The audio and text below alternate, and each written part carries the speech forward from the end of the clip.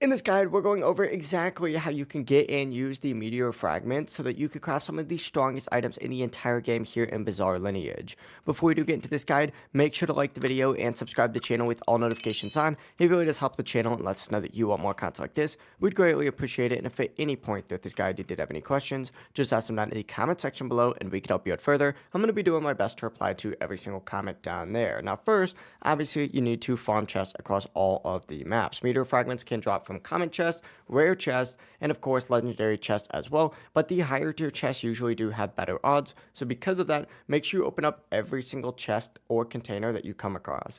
A good method to do this is by running storyline quests and world events, since they do often lead you through areas with a ton of chests. Just breaking every container you see will give you a lot more chances to get those meteor fragments. What you could also do as well in order to get those fresh chest spawns is server hop, which does speed up farming quite a bit. If possible though, what I would recommend doing is joining a group, since some groups can actually provide small drop bonuses that do help while farming. But essentially, once you've collected a stack of meteor fragments, go ahead and head over to Gupta, which is actually why I'm standing over here right now. This is the crafting NPC. He's usually located near the main hub over here, but essentially head over to him right now, interact with him, open up the crafting menu, and then select the meteor fragment recipes. And then from here, you can obviously craft powerful weapons, armor, and stand upgrades that make PvP fights and boss battles a lot easier.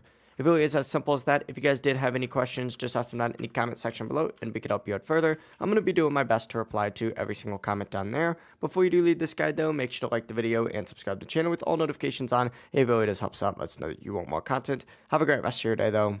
Peace.